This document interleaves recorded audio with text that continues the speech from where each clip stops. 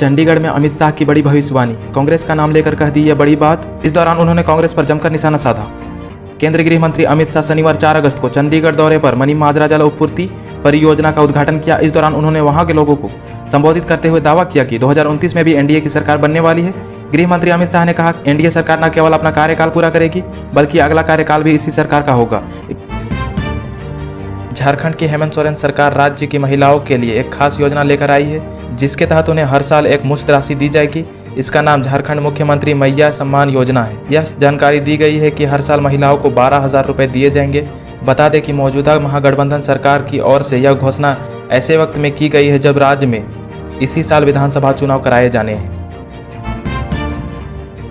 पश्चिम बंगाल की सरकार में जेल मंत्री अखिल गिरी की विवादित टिप्पणियों को लेकर राज्य की राजनीति गर्म है। विपक्षी पार्टी बीजेपी लगातार इस मुद्दे को लेकर टीएमसी पर दबाव बना रही है। मामले में तृणमूल कांग्रेस के प्रमुख पश्चिम बंगाल की मुख्यमंत्री ममता बनर्जी ने अपने मंत्री को पद छोड़ने का आदेश दिया है। हरियाणा के उचाना कला में रविवार को एक रैली संबोधित करते हुए आम आदमी पार्टी के राज्यसभा सांसद संजय सिंह ने भारतीय जनता पार्टी पर हमला बोला है। उन्होंने कहा कि बीजेपी नेताओं के पास कोई काम नहीं, उन्हें बस हिंदू मुस्लिम के नाम पर जनता को लड़ाने का काम किया है और कह रहे हैं कि भाजपा का नाम अब भारतीय जनता पार्टी नहीं बल्कि भारतीय झगड़ा पार्टी है। देश के दुश्मन है अमित शाह, उद्धव ठाकरे के बयान पर नित्यानंद का पलटवार। पुणे में शनिवार 3 अगस्त को हुई रैली के दौरान शिवसेना के नेता उद्धव ठाकरे ने गृह मंत्री अमित शाह पर तीखा हमला बोला था, जो कह रहे थे 5 साल नहीं चलेगी मोदी सरकार। विपक्ष पर अमित शाह का तीखा हमला। केंद्रीय गृह मंत्री अमित शाह ने शनिवार को चंडीगढ़ में स्मार्ट सिटी मिशन के तहत बने 24x7 जल आपूर्ति परियोजना का लोकार्पण किया। इस दौरान उन्होंने विपक्ष पर जमकर निशाना साधा। उन्होंने कहा कि विपक्ष को जो कहना है कहने दीजिए, 2029 में फिर एनडीए की ही सरकार आएगी। विपक्ष के जो लोग कहते हैं कि 5 साल सरकार नहीं चलेगी, उनसे मैं कह देना चाहता हूं कि मोदी सरकार पूरे 5 साल चलेगी। झारखंड की हेमंत सोरेन सरकार ने महिलाओं के लिए मैया सम्मान योजना की घोषणा की है। इसके पहले चरण के लिए 13 अगस्त तक आवेदन किया जा सकता है। इसकी जानकारी मुख्यमंत्री कार्यालय की ओर से दी गई है। बताया जा रहा है कि पहले दिन शाम 4 बजे तक योजना के लिए 2582 आवेदक आए हैं। इस योजना के तहत महिलाओं की पहली किस्त का भुगतान 21 अगस्त को किया जाएगा। कोरबा एक्सप्रेसवे की बोगियों में आग लगने की खबर है। रविवार 4 अगस्त को छत्तीसगढ़ के कोरबा से विशाखापट्टनम पहुंची कोरबा एक्सप्रेसवे ट्रेन की बोगियों में आग लग गई। आग इतनी भीषण थी कि 3 बोगियां पूरी तरह से जलकर खाक हो गई है। गनीमत यह है कि हादसे में अब तक किसी की हताहत होने की सूचना नहीं है। महाराष्ट्र में विधानसभा चुनाव को लेकर सियासी हलचल बढ़ने लगी है। महाविकास आघाड़ी में सीट बंटवारे को लेकर जल्द ही बैठक होने की संभावना है। महाराष्ट्र कांग्रेस प्रभारी रमेश चंद चेन्नीथला ने दावा किया कि 20 अगस्त को पूर्व प्रधानमंत्री राजीव गांधी के जन्मदिन के मौके पर महाविकास आघाड़ी के बीच बैठक होगी। हमास के सुप्रीम लीडर इस्माइल हानिया की 31 जुलाई को ईरान की राजधानी तेहरान में मौत हो गई। हानिया पर मिसाइल से हमला किया गया। हानिया पर हुए इस हमले का तार सीधा इजरायल से जोड़े जा रहे हैं। हालांकि इजरायल ने अभी तक इसकी जिम्मेदारी नहीं ली है। यूक्रेन सेना ने रूस पर एक बड़ा हमला किया है। रूस अधिकारियों ने बताया एक रात में ही यूक्रेन सेना ने देश के कई इलाकों में दर्जनों ड्रोन दागे।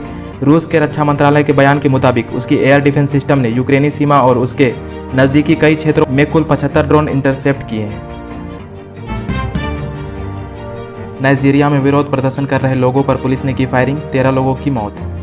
नाइजीरिया वर्तमान में अपने इतिहास के सबसे गंभीर आर्थिक संकट का सामना कर रहा है। पिछले 5 दिनों से हजारों प्रदर्शनकारी इस संकट और खराब शासन व भ्रष्टाचार के खिलाफ लागोस की सड़कों पर उतरे हैं। इस प्रदर्शन के दौरान प्रदर्शनकारियों और पुलिस के बीच झड़प हुई, जिनमें एक पुलिस अधिकारी समेत कम से कम 13 लोगों की मौत हो गई और कई अन्य घायल हो गए हैं। बांग्लादेश में फिर भड़की हिंसा, शेख हसीना के इस्तीफे की मांग तेज। बांग्लादेश में फिर से सरकार विरोध प्रदर्शन शुरू हो गए हैं। शनिवार को हजारों लोग एक बार फिर से सड़कों पर उतर आए हैं। आरक्षण विरोध को लेकर शुरू हुए प्रदर्शन अब प्रधानमंत्री शेख हसीना के इस्तीफे की मांग पर आ गए हैं। चुनावी राजनीतिकार प्रशांत किशोर बिहार में दल बनाने को लेकर इन दिनों काफी एक्टिव हैं। लगातार संगठन के कार्यकर्ताओं के साथ बैठक कर रहे हैं। राजधानी पटना में 4 अगस्त को संगठन जन सुराज के युवा कार्यकर्ताओं के साथ उन्होंने बैठक की। महाराष्ट्र की महायुति सरकार ने अपने बजट में लड़की बहन योजना की घोषणा की थी, जिसमें हर महीने महिलाओं को 1500 रुपये दिए जाने का प्रावधान है। वहीं झारखंड में भी महिलाओं को आर्थिक मदद देने के लिए मैया सम्मान योजना की शुरुआत की गई है, जिसमें हर साल 12,000 रुपये दिए जाने का प्रावधान है। इसकी घोषणा महाराष्ट्र सरकार की घोषणा के ठीक बाद हुआ। ऐसे में महाराष्ट्र के डिप्टी सीएम अजित पवार ने झारखंड सरकार की खिंचाई की है। पेरिस ओलंपिक 2024 में भारतीय हॉकी टीम ने सेमीफाइनल में जगह बनाई, पंजाब के सीएम ने दी बधाई। भारतीय पुरुष हॉकी टीम ने शानदार प्रदर्शन करते हुए पेरिस ओलंपिक 2024 के सेमीफाइनल में जगह बना ली। भारत के ग्रेट ब्रिटेन पेरिस ओलंपिक में हॉकी प्रतियोगिता के क्वार्टर फाइनल में रविवार 4 अगस्त को शूट आउट में 4-2 से हरा दिया। इंडिया हॉकी टीम ने बेहतर प्रदर्शन को लेकर देश भर में बधाइयां दी जा रही हैं। इजराइल ने लेबनान पर एयर स्ट्राइक की तो हिजबुल्लाह ने भी दागे 50 मिसाइलें। मिडिल ईस्ट में इस समय हर तरफ जंग का माहौल है, जिसमें खतरा बढ़ता ही नजर आ रहा है। पिछले साल अक्टूबर में इजराइल और हमास के बीच जंग शुरू हुई, जिसमें अब तक कई हजारों लोगों की मौत हो चुकी है और अभी भी ये जंग खत्म होने का कगार पर नहीं है। इजराइल की इस लड़ाई में अब ईरान और लेबनान भी पूरी तरह से जुड़ गया है।